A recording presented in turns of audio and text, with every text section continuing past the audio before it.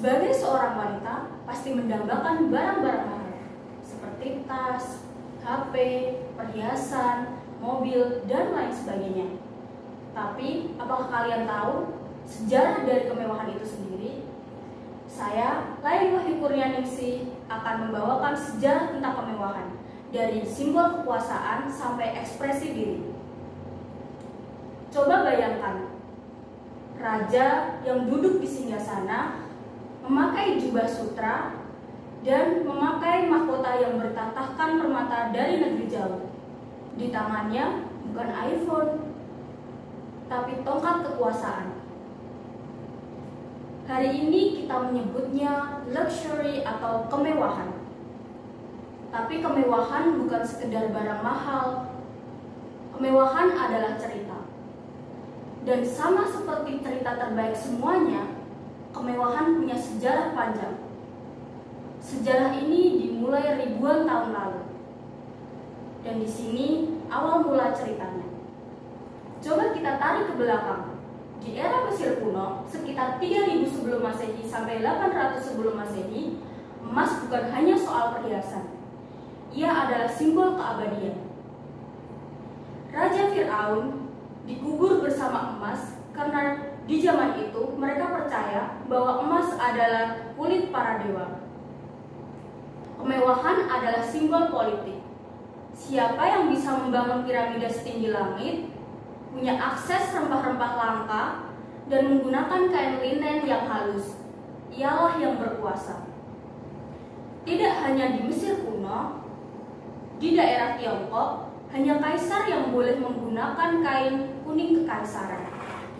Dan di Eropa abad pertengahan, ada hukum yang melarang rakyat biasa menggunakan kain sutra atau bulu wol tertentu. Jadi, dari awal kemewahan bukan soal apa, tapi siapa. Oke, mari kita beralih ke abad 16 sampai 18 Masehi, di mana di abad itu bangsa Eropa melakukan perdagangan di berbagai wilayah seperti Asia, Afrika, dan sebagainya. Dan di sini ada kemewahan adalah akses. Jadi apa sih yang dimaksud dengan kemewahan adalah akses? Jadi kemewahan adalah akses adalah ketika sebuah barang atau benda-benda itu semakin sulit dijangkau akan semakin berharga. Seperti rempah-rempah dari Nusantara, seperti porselen dari Tiongkok, dan sutra dari India. Semua menempuh ribuan kilometer untuk sampai ke istana atau ke bangsawan Eropa. Sama seperti hari ini, sneakers yang semakin limited edition atau barang-barang lainnya seperti tas, mobil, dan lain sebagainya, maka akan semakin banyak orang yang mau membayar mahal. Jadi, kemewahan adalah soal akses, dan akses itu terbatas.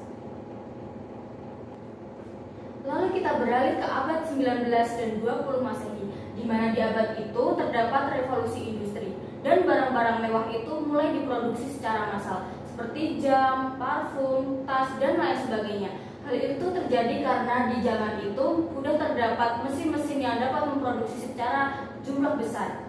Di abad ini muncullah kelas menengah. Dan untuk pertama kalinya, brand-brand mewah atau kemewahan bukan hanya milik bangsawan saja, tetapi ada harga yang harus dibayar atau otentisitas. Dan disinilah muncul peran brand yang seperti kita kenal sekarang ini, seperti LV, Gucci, Rolls-Royce, dan lain sebagainya.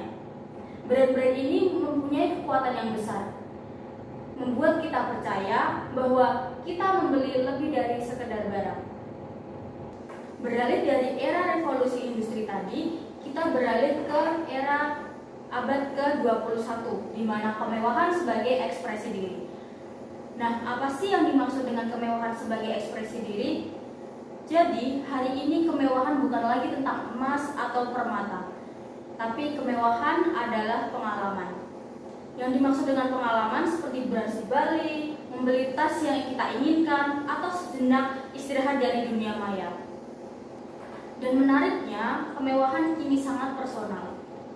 Bagi sebagian orang, mungkin kemewahan adalah membeli tas branded atau membeli jam branded yang lain. Tapi bagi sebagian orang, kemewahan mungkin hanya sekedar istirahat dari dunia maya.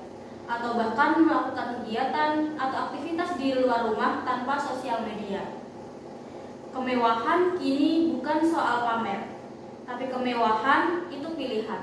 Karena kadang soal diam di tengah dunia yang bising itu adalah sebuah pilihan bagi seseorang untuk melakukan kemewahan. Kita memasuki masa depan kemewahan, di mana masa depan kemewahan seperti era saat ini, di mana kemewahan bisa jadi kita memiliki NFT yang eksklusif, di mana NFT ini bukan dinilai dari bentuknya, tapi dinilai dari seberapa eksklusifnya dan seberapa langkahnya gambar ini bagi seseorang. Di samping itu, kemewahan juga bisa jadi sebuah gaya hidup minimalis, di mana gaya hidup minimalis saat ini bisa dinilai sebagai kemewahan bagi sebagian orang. Kemewahan masa depan juga bisa jadi berarti sustainability, di mana kemewahan ini bisa berarti bahwa kemewahan bisa didapat dari hal-hal tidak terduga, seperti tas yang terbuat dari kulit jamur atau berlian dari laboratorium bukan berlian natural. Dan kini kemewahan bukan soal sekedar mahal, tapi tentang berarti. Jika dulu kemewahan berarti tentang status sosial, sekarang kemewahan tentang impact bermakna apa yang dapat kita berikan kepada orang sekitar. Di sini ada refleksi diri tentang apa arti kemewahan bagimu. Kalau ditanya apa arti kemewahan bagimu, mungkin jawabannya rumah yang mewah dan besar, atau bisa jadi pakaian dengan label desainer, atau mungkin tidur yang cukup di akhir pekan. Tapi bagi sebagian orang, kemewahan tidak hanya itu.